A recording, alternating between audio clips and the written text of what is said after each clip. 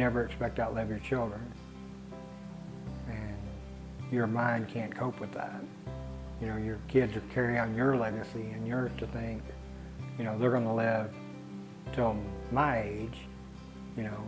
So you're thinking they're going to live till old age like your parents did, and you'll still be around.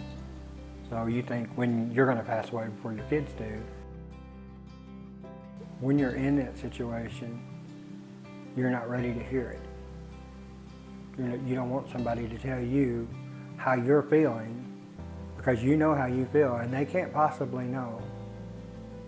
But when you find out parents has gone through the same thing you've gone through, then you listen.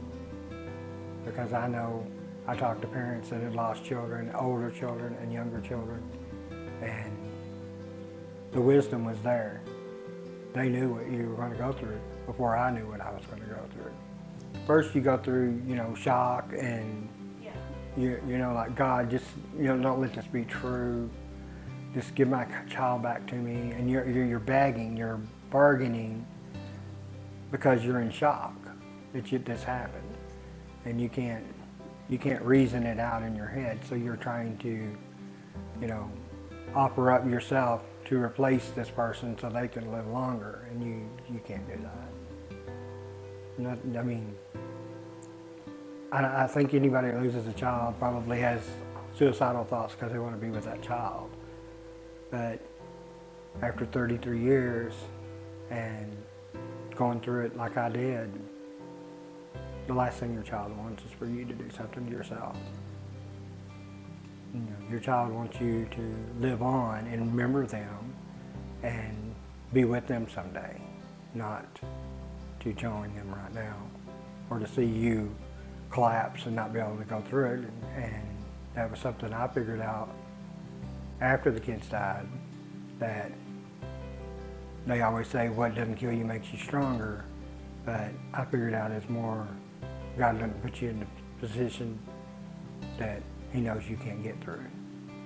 If you look inside yourself, you'll find the strength to get through it. Take it one day at a time, 1 minute at a time, an hour at a time. And every time you get upset, just breathe and know that it's going to pass, because it will. Eventually you'll learn to laugh and be happy, or not feel guilty for laughing, or having a good day, you won't feel guilty. But that first, I guess, year, you feel guilty for everything. If you had a good day, you feel like, well, I shouldn't have a good day because they're not here. Or I shouldn't be laughing at this show or that joke or whatever because they can't laugh. And you feel guilty every day. But it passes. It's hard. All parents is going to go through it. But you just can't give up. You just got to keep going. You've got to get through the first year of milestones. You've got to get through their first birthday afterwards. You've got to get through the first Christmas, the first holidays, the first anniversary of their death. Once you skip through that first year of all of the things that you're going to go through, then you start thinking, well, I got through it last year. I'll get through it this year. But when you start getting alone like that, that is when your struggles really hurt. Because you do feel alone in the world, and you feel like nobody understands or nobody cares. And that's when you need to reach the point where you need to find therapy, find someone you can talk to, a friend, whoever, that will listen and talk it out.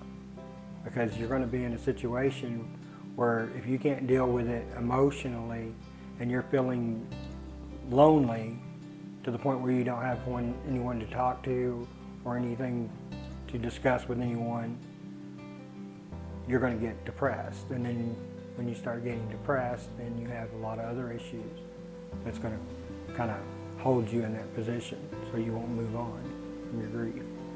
I won't say you never get over it, but you do, you learn, this is my life now, and this is how I have to live. But it's not a sad thing. It's not a depressing thing. It's that you start to look at the good memories and the good things, and you remember all the great times you had with your child, where before you would be thinking about all the things that they could have done, and looking at their future. And as you get further along, you start looking into the past and remembering all the great things, and their laugh and their smile and all the different things like that. So you actually turn it into a good situation where you're remembering good things and you feel happy when you think about them instead of sad. So you can't second guess how your life goes. You know, you can't change it. All you can do is learn from it and go on. In my situation, in the middle of the night, I didn't have anybody to call. If I woke up and I had a nightmare, which I've had for 30-something years, and there's nobody to talk to about it. That's kind of what we're looking for with this, is putting out the videos and talking to parents and then telling parents about these stages of, you know, what they're going to go through, what they're going to, the walls they're going to hit, you know, things like that, that they may not want to go to a self-help group, or they could sit at home and watch this, and if they want to ask a question, they can leave a comment or a question, and we can answer that question in one of the videos and address it, and stay anonymous, and they don't have to have anybody, you know, we wouldn't have to call anybody out by name or anything like that. But I think that would be the situation where somebody could get help without ever leaving home. Or if it's in the middle of the day and they're having a bad day and they're having hard feelings, they can open up a video and watch it and see how someone else dealt with it.